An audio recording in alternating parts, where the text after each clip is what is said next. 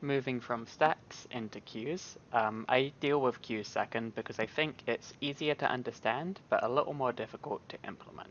So let's talk about queues. It's more so what we can relate to in everyday life, as we will see.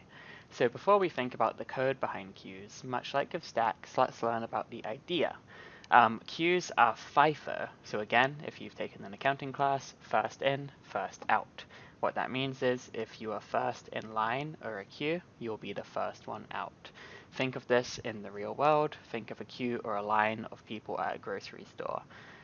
In the below image right here, you have some people who would be served first in this line at the grocery store. Well, Sue would be served first because she's at the front of the line. Kate isn't going to butt in and just get served by the cashier, right? It's going to be the order, first come, first served. That is FIFO, that is a queue. In a lot of European countries, queue is interchangeable for line, that's what we say. So queue is first in, first out, as you would expect a line to work. Who would come next? John would then be served, then Sam, then Betty, then Tina, because again, FIFO. The first one in is the first one out, unlike stacks, where the last one in is the last one out. First come, first served. FIFO. Again. I already asked who would be served next. We've gone through that example. So stacks in other real-life situations. Sorry, this should say queues. Queues in other real-life situations.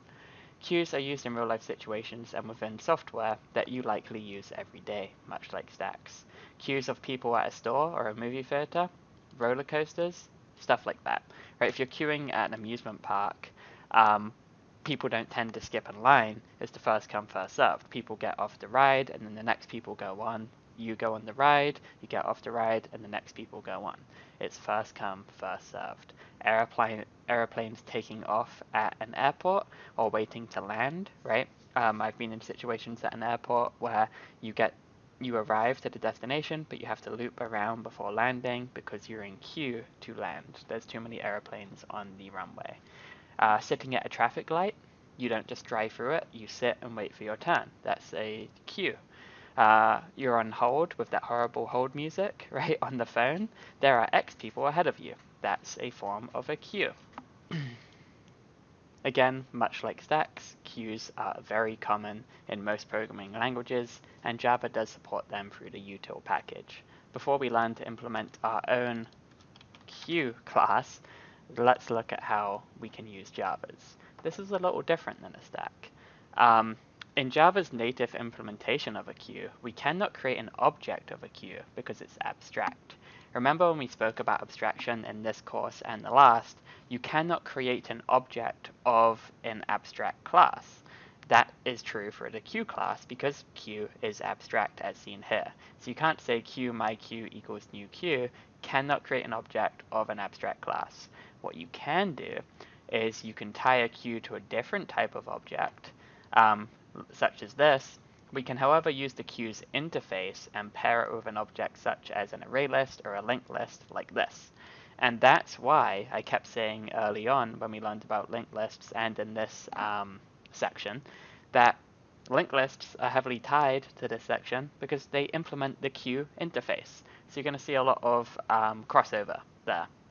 So just know that queue is abstract, so you can't create an object of it, but you can turn it in, you can use its interface with other objects. Okay, so some queue methods. The primary functionality of a queue is offer, or enqueue, and poll and dequeue. These always occur at the start of the queue due to its FIFO nature. So remember in stacks we had push and pop, always happened at the end. You always push to the end and popped from the end. In a queue it's the opposite. You always unqueue from the beginning and you dequeue from the beginning. Okay, so let's talk about offer and poll opposed to unqueue and dequeue. I think personally that unqueue and dequeue are more globally known methods, but Java has decided to name them offer and poll. It's interchangeable terminology, but just know that I may interchange the terminology here. So if I say onqueue, I'm talking about offer, and if I say dequeue, I'm talking about poll. I just think these are more explicit into what they do rather than offer and poll, but let's look. Offer places an element at the end of the queue. So say if you go to the grocery store and you want to buy something and there's 3 people ahead of you in line, where do you go?